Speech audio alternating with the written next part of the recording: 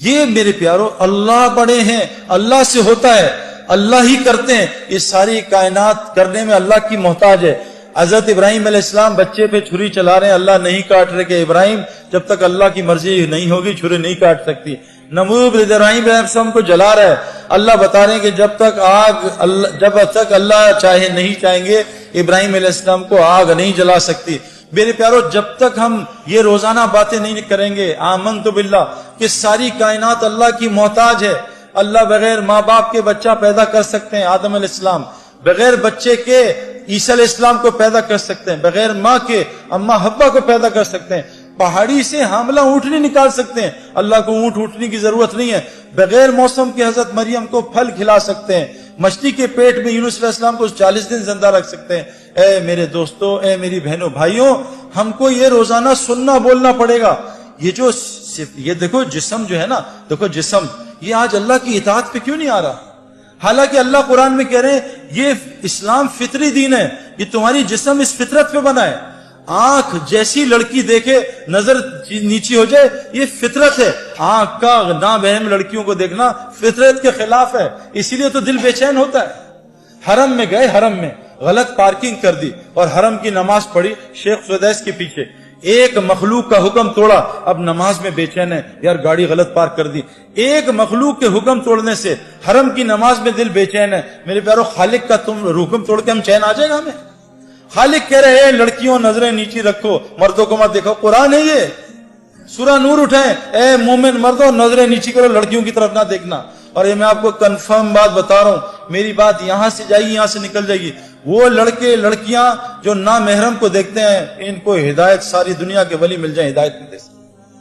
یہ سب سے بڑی بیماری اس وقت معاشرے کی میرے اندر بھی تھی، میں نے ان کو بند کیا 4 مہینے، تو میں آپ کو بتاؤں اللہ نے کیا دکھایا۔ میں شوگر کے انجیکشن لگواتا رہا دنیا میں، لیکن رسگلے گلاب جامن نہیں چھوڑے۔ میرا علاج کوئی ڈاکٹر کر سکتا ہے؟ سب سے بڑا مسئلہ یہ، سب سے بڑی برائی، موسیٰ علیہ السلام شعیب علیہ السلام کی بیٹیوں کا پانی نکال رہے ہیں، وہ 2 یا 3 بیٹیاں، کتنی تھی؟ 2 تھی، 3 بیٹیاں تھیں، ان کا پانی نکال رہے ہیں، تو بیٹیاں کہہ رہی تھی چلو ابا کے پاس ہماری مدد کی ہے۔ تو موسیٰ علیہ السلام نبی ہیں، اللہ سے کلام کرتے ہیں، کیا ایمان ہوگا؟ میرا آپ کا کیا ایمان؟ ذرہ بھی نہیں ان کے سامنے۔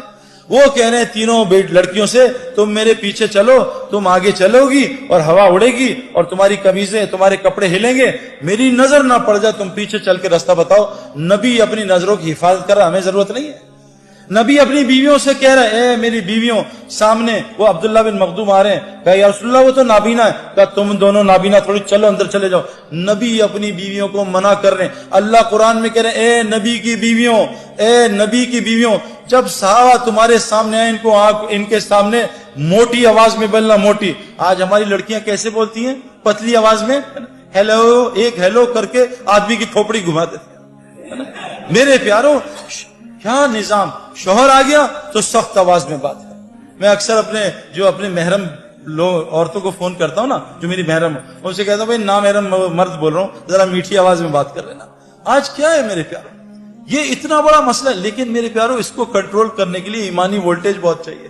یہ ہے نا، یہ لائٹ اور پنکھا یو پی ایس سے بھی چل جاتا ہے، اے سی کے لیے جنریٹر کی بجلی چاہیے، کہ نظروں کی حفاظت کے لیے ایمان چاہیے جنریٹر والا۔ وہ تو اندر آ نہیں رہا، وہ ٹرپ کر جاتا ہے بار بار، ٹرپ ٹرپ ٹرپ، بات سن کے کیوں؟ کہ ایمان کی کمزوری۔ تو تبلیغ میں میرے پیارو اس ایمان بنانے کی محنت ہے۔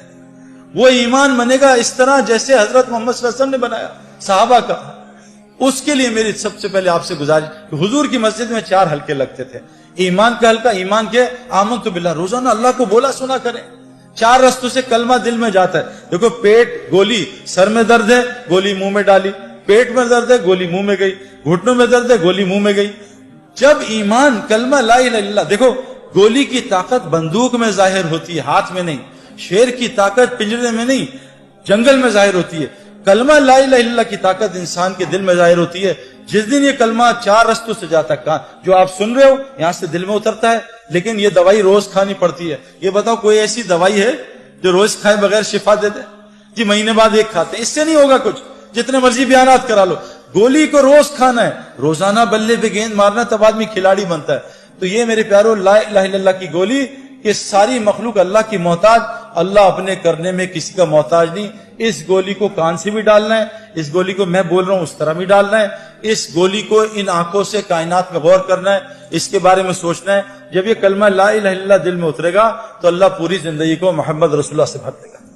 اب لا الہ الا اللہ کی ڈیمانڈ ہے آمنت باللہ و ملائکہ، فرشتوں کے تذکرے کریں، رسولوں کی باتیں کریں کہ کیسے ابراہیم علیہ السلام کو آگ میں اللہ نے پالا، اور قرآن کے تذکرے۔ آخری گزارش ہے کہ ہر گھر میں ہماری بہنیں مسجد بنائیں، اور یہ جتنے مرد ہیں یہ روزہ حلقہ، اپنی نمازوں کو ٹھیک کرنے کا حلقہ، اپنے اللہ کے ساتھ تعلق کو قرآن کی تلاوت اور ذکر کے ساتھ ٹھیک کرنے کا حلقہ، اور خدمت کا حلقہ، یہ 4 حلقوں سے مسجد نبوی آباد تھی۔ اللہ نے مسجد نبوی کو، حدیث میں آتا ہے جس بستی میں ایسے لوگ ہوتے ہیں جو مسجد کو آباد کرنے کی محنت کرتے ہیں، اللہ اس بستی پہ عذاب کبھی نہیں بھیجتا۔